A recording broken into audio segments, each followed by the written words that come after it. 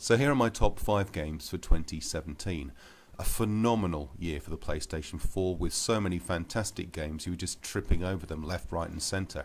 I didn't get to play Persona 5 or Neo or Nier Automata or Gravity Rush 2. So the 5 that I picked here are of the games that I've managed to get to play this year. And despite those fantastic games being missed, the top 5 here is still pretty stupendous. So let's get right to it with number 5. The Assassin's Creed franchise has taken a bit of a hit over the last few years, with a couple of less than stellar entries plagued by dreadful buggy problems. I'm not a big fan of the franchise. I played the original on PlayStation 3. I played Assassin's Creed Black Flag because it was a launch game for the PlayStation 4 and I thoroughly enjoyed that one.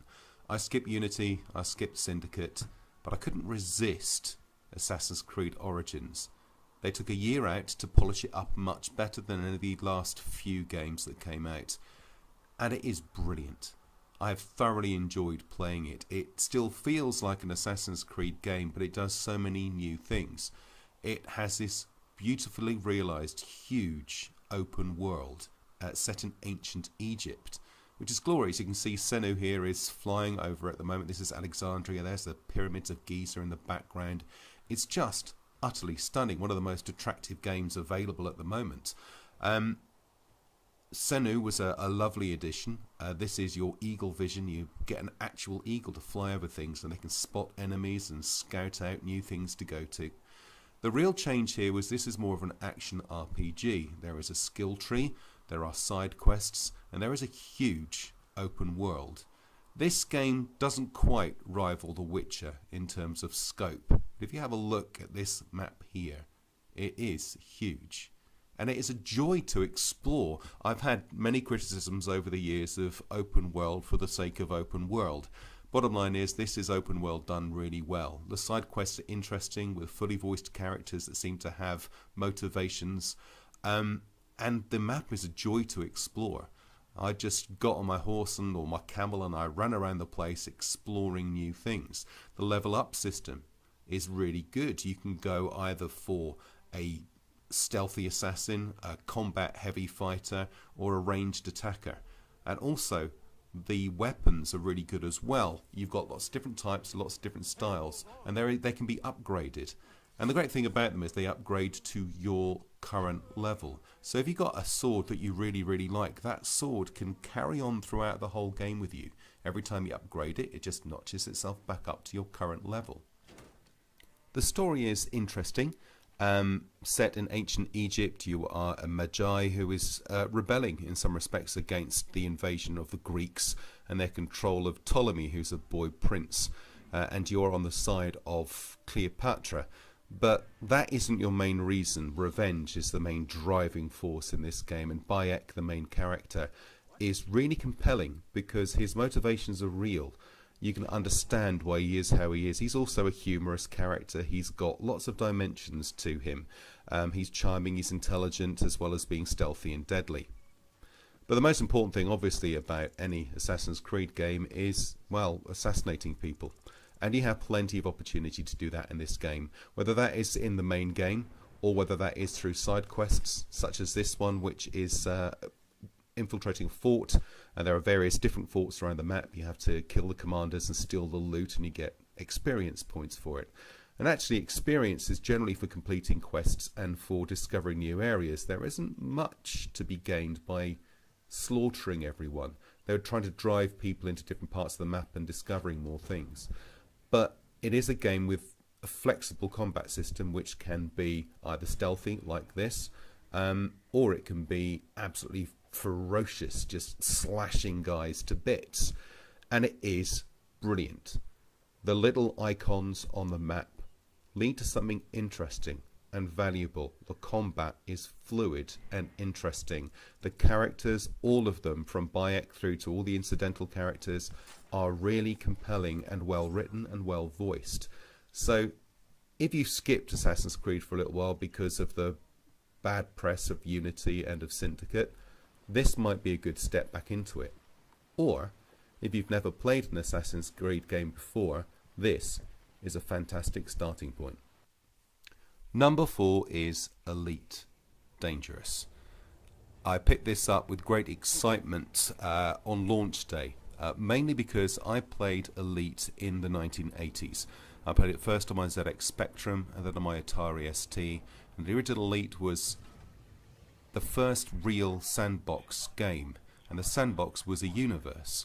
Now, in those days it was a far less complicated universe, but you could still be a pirate or a trader or a bounty hunter. It gave you choice. What Elite Dangerous does is take that sense of wonder, that sense of exploration, and makes it 100, 1,000 million times bigger. You have the entirety of the Milky Way to explore. You've got many different types of ships that you can have. Ones that are combat specialist, ones that are good for trading, ones that are good for transporting goods. I've been playing this game for a significant amount of time now, and I've accrued huge amounts of money. I've upgraded my ship a few times to the Cobra Mark III, which is what you flew around in the original game. I will probably upgrade it to other ships, but I'm still quite happy poodling around in my Cobra. It's a good ship for various different activities. But you can, if you want to, be a passenger liner and just spend all of your time transporting passengers from A to B. You can trade, you can pirate, you can bounty hunt, you can do whatever the heck you like. I've been playing for, like I said, for a very long time. I've only actually had 15 space battles.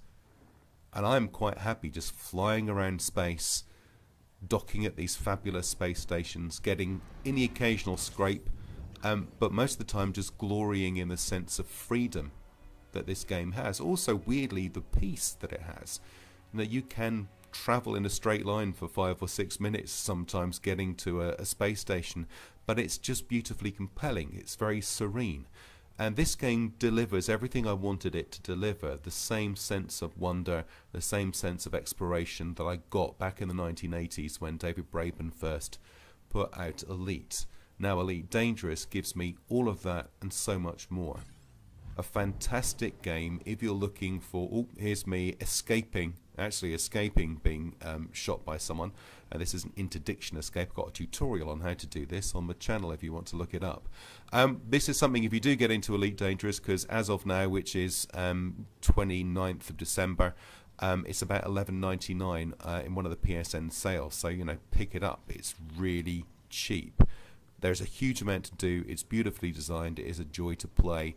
Do look up some tutorials online, because the tutorials in-game are absolutely awful. So either check out mine or check out others. But this is a game that is phenomenally good fun to play, that has a serenity and a sense of discovery and wonderment to it that has not been really bettered or equaled in any other game I've played in a very long time. Number 3, well, it's got to be Naughty Dog's Uncharted: The Lost Legacy.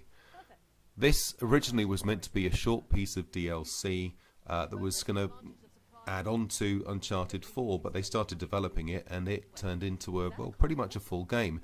This experience, which came in at $29.99, is 9 hours long. If you explore properly this beautiful open world that you can see in front of you here right now, and discover all the little secrets that there are to discover, this game's got a good 9-10 hours in it. If you just blast all the way through it, probably 7-8 hours. But it is 7-8 hours of Naughty Dog.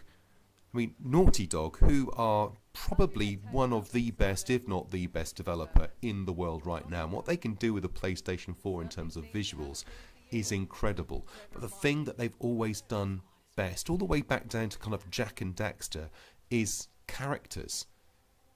Now, the voice acting is always superb. In this, it's not Nathan, it's not Sam, it's Chloe and Nadine, who team up to take down an Indian military coup. This guy who's wanting to rebuild Indian culture by destroying an awful lot of it, and they're searching for the Tusk of Ganesh, a mythical artifact that can bestow great power on people.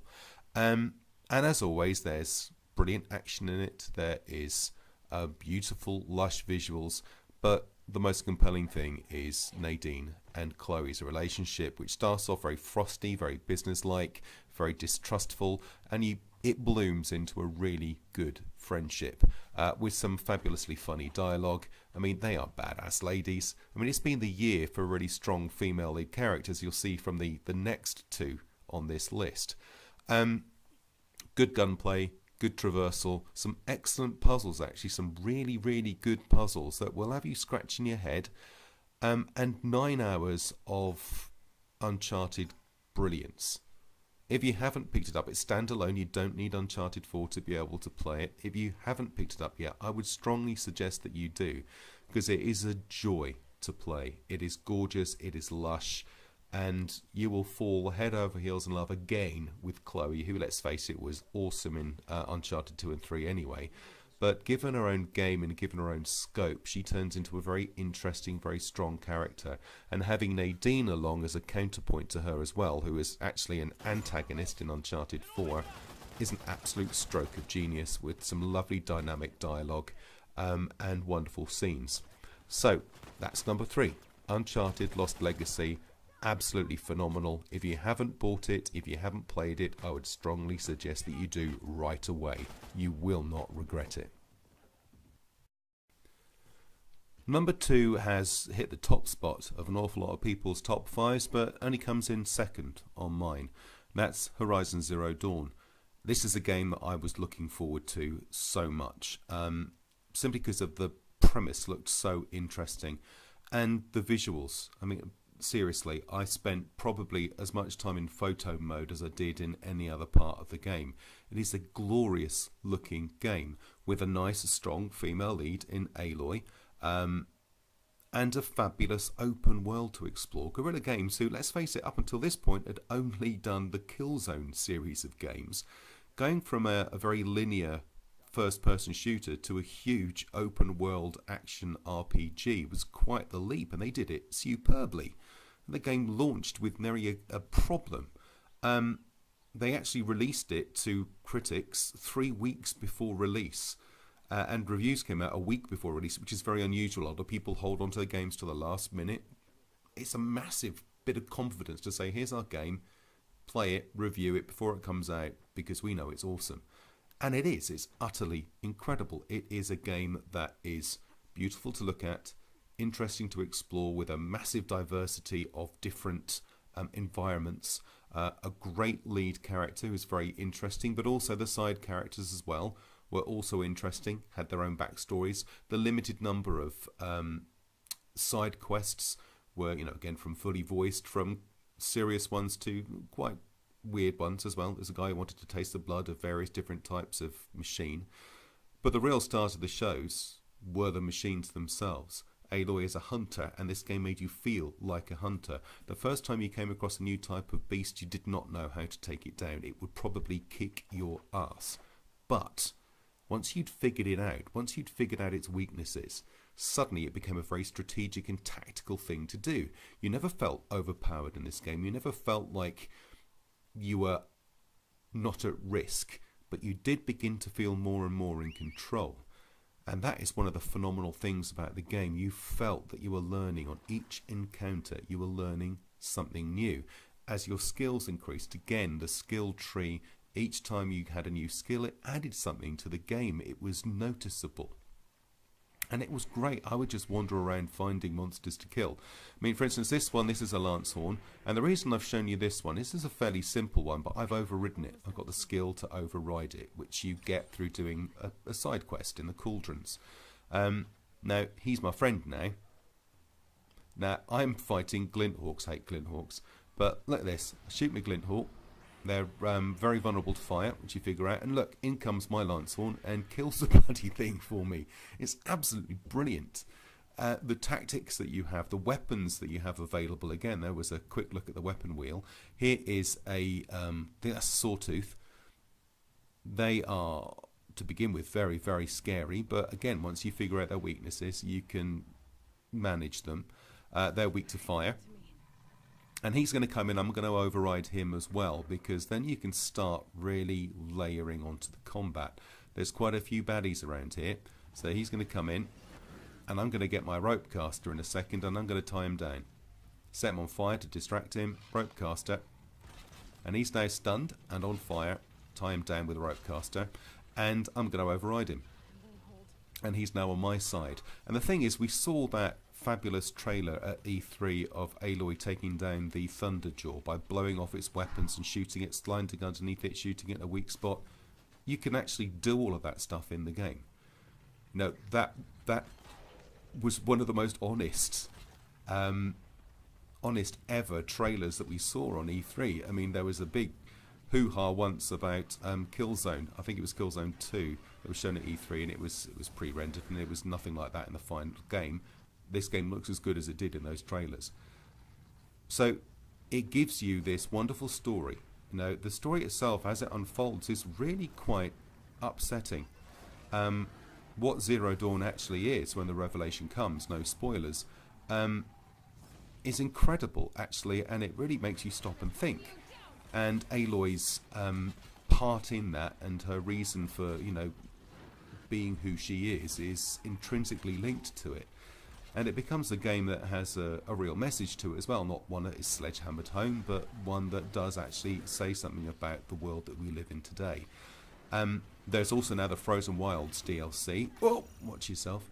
The Frozen Wilds DLC, which is another 10-15 hours of Horizon Zero Dawn, which adds to, but doesn't actually build on the story so far. But the game gives you choice, it gives you options. You can go all out aggressive attack like I'm doing. There is plenty of stealth options. See, my Sawtooth now is helping me out. You can ultimately override every single machine in the game, including the Thunderjaws if you want to. In fact, there's a video on my channel of me taking down 2 Thunderjaws, one of which I override so it kills the other one. So much fun to be had. Good side quests, interesting collectibles. This is only the second game I ever platinumed because it was not arduous. It wasn't little icons on the map for the sake of having an icon on the map. It was something that was interesting and compelling to do. An open world that wasn't too big, that was well contained and well managed. There you go, my Sawtooth finished it off.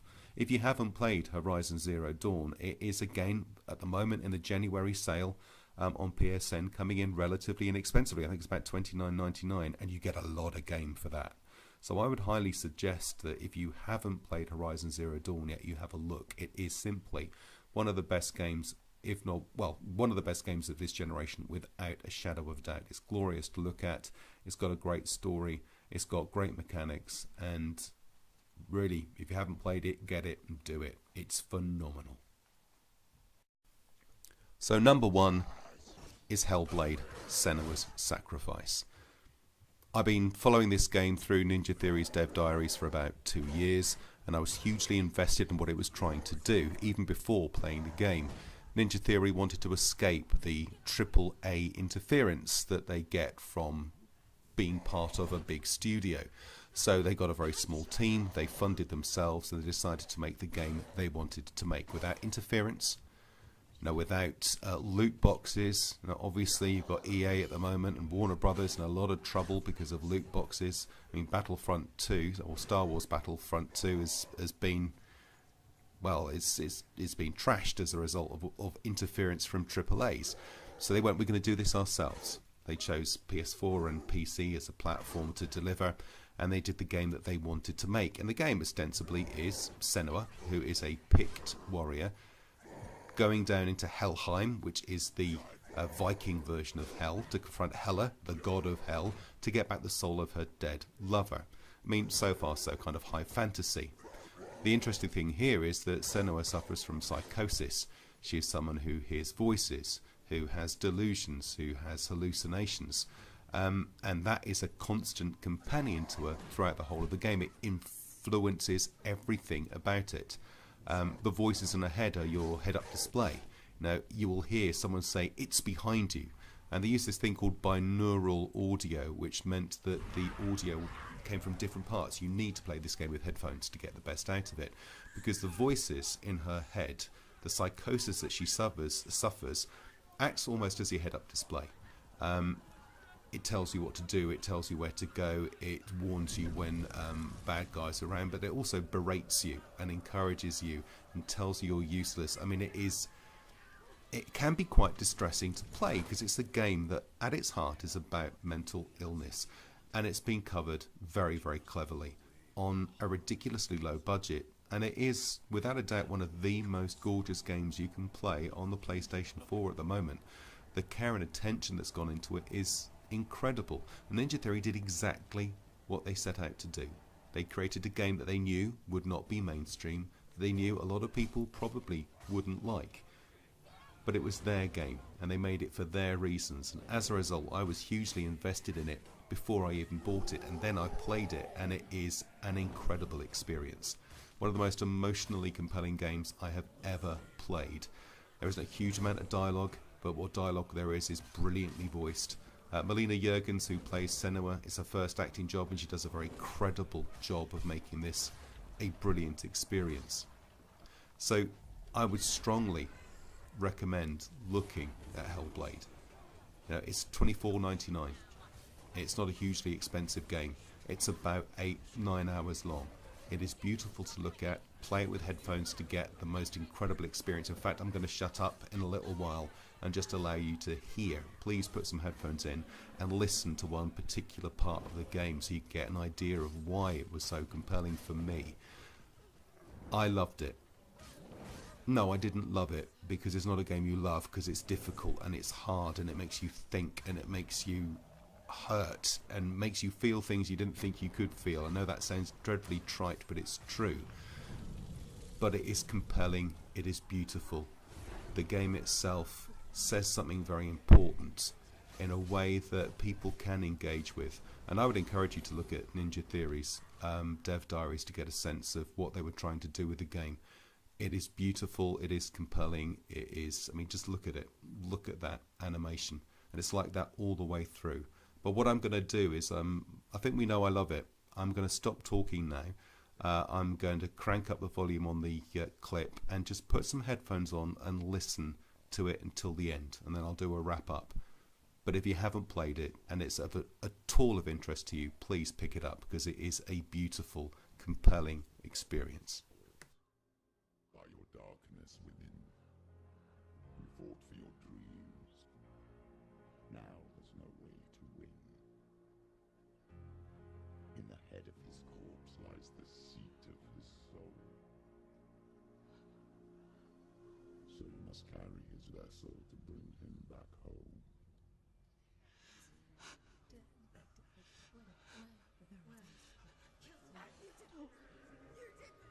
No!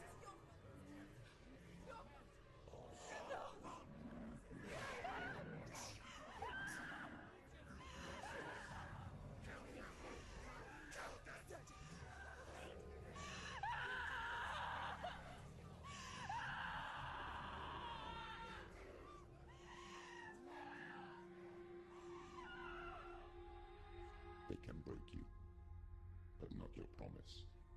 Even death won't keep you apart. Through this darkness you will find him. In your sword still beats a heart. So there we go, 2017, an absolutely phenomenal year for games, particularly PlayStation, who knocked it out of the park with some stellar titles. And it doesn't look like they're slowing down for 2018 either. We've got Detroit Become Human, we've got Kingdom Come Deliverance, we've got Dissidia, Final Fantasy, Far Cry 5, we've got Shadow of the Colossus, God of War, Ni no Kuni 2, just to mention a few.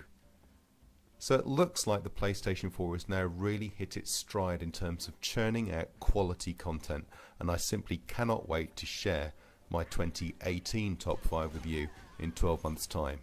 Have a fantastic 2018. May your thumbs never tire, may your controller never run out of charge. Have a fabulous gaming week, and I'll speak to you again soon. Bye bye for now.